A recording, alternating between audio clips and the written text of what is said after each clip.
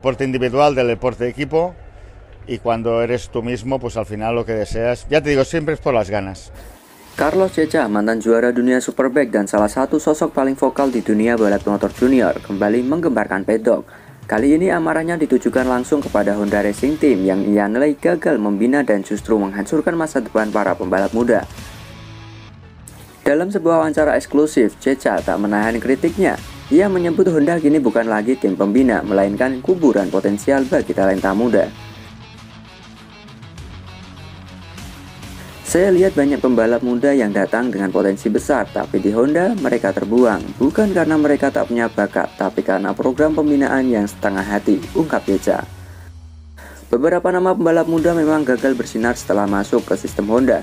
Banyak yang terjebak dalam performa stagnan, kehilangan kepercayaan diri, bahkan tak sedikit yang akhirnya memilih keluar.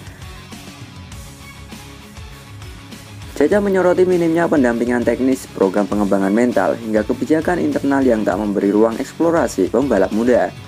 Apa gunanya merekrut talenta muda kalau hanya dijadikan pelengkap grid? Kalau tidak siap membina, lebih baik jangan rekrut, tambah Ceca. Menurut Ceca, perbedaan mencolok terlihat dari pabrikan lain seperti KTM atau Yamaha yang serius membangun proyek jangka panjang untuk rider muda bahkan sejak kelas junior. Sementara di Honda Racing Asia bukan Eropa, beberapa rider muda yang potensial kini mulai dipertanyakan masa depannya. Bahkan oleh pengamat, situasi ini memunculkan pertanyaan besar, apakah Honda Racing Team sudah kehilangan visi membina masa depan balap? Carlos Ceca mungkin hanya satu suara, tapi suara itu kini menggema keras, mewakili keresahan banyak pihak. Jika Honda tak segera berbenah, maka talenta-talenta emas masa depan bisa jadi hanya tinggal kenangan.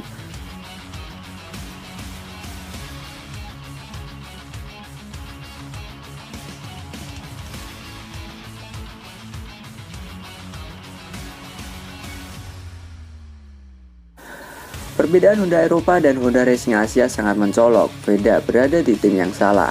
Perbedaan mencolok antara Honda Racing Eropa dan Honda Racing Asia kini menjadi sorotan tajam di dunia balap. Di tengah sorotan tersebut, satu nama ikut terseret, Veda Ega Pratama, pembalap muda berbakat Indonesia yang disebut-sebut berada di tim yang salah.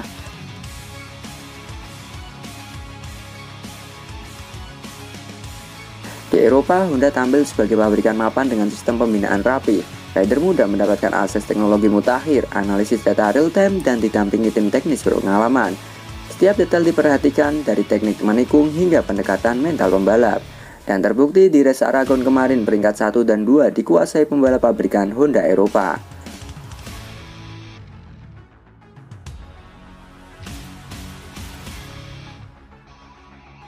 Sementara itu, Honda Racing Asia terlihat jauh tertinggal, minimnya riset dan pengembangan, kurangnya data pendukung balapan, serta program pembinaan yang tidak terstruktur menjadikan banyak rider muda seperti berjuang sendiri di lintasan. Veda Ega Pratama, rider yang digadang-gadang sebagai masa depan Indonesia, kini mulai disorot publik. Banyak pihak menilai potensinya belum tergali maksimal karena berada di sistem yang tak mampu menunjang karakter balapnya yang agresif dan presisi.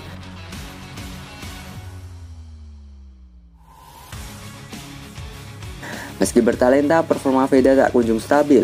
Di tengah tekanan kompetisi Eropa yang tinggi, ketimpangan dukungan teknis yang membuatnya kehilangan daya saing, terutama saat bertarung melawan tim-tim pabrikan mapan seperti KTM dan Yamaha.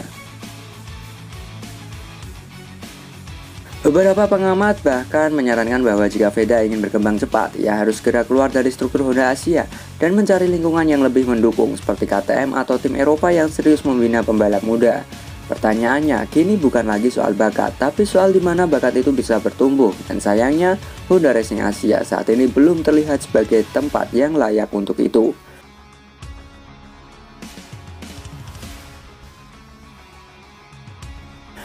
Veda Ega Pratama yang bahkan kesulitan tembus 5 besar bersama Honda Racing Asia. Veda Ega Pratama, nama besar dari Indonesia yang pernah mendominasi ASEAN Talent Cup dan Red Bull Rockies Cup, kini menghadapi tantangan yang sangat berbeda. Bersama Honda Racing Asia, menembus 5 besar saja terasa seperti perjuangan berat di tim Junior GP. Berulang kali Veda menunjukkan start yang menjanjikan, tapi begitu memasuki pertarungan teknis, motornya tertinggal. Bukan karena kurang skill, melainkan karena daya saing motornya kalah telak.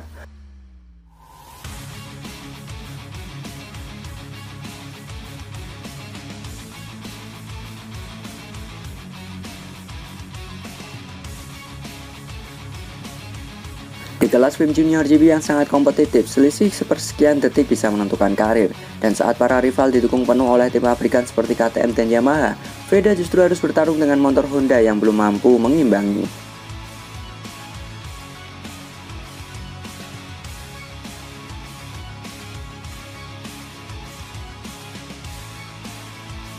Masalah terbesar datang dari akselerasi dan kestabilan saat late braking, dua hal yang menjadi kekuatan gaya balap Veda. Sayangnya, karakter motor Honda Racing Asia tak mendukung hal itu. Bahkan di trek yang cocok untuk Veda, hasil terbaiknya nyaris tak pernah menembus 5 besar secara konsisten.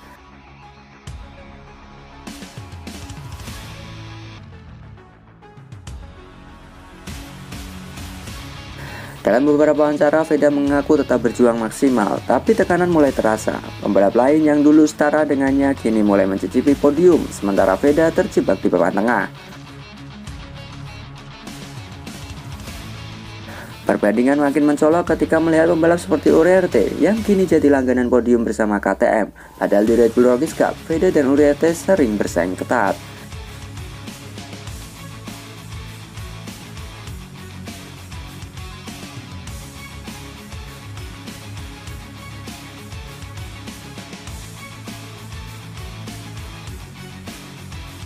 Sulit menembus 5 besar bukan berarti karena kurang usaha, tapi karena berada di sistem yang belum siap mendukung pembalap sekelas Veda. Jika situasi ini terus berlanjut, publik balap Indonesia mulai bertanya, sampai kapan talenta sebesar ini harus bertahan dalam tim yang salah?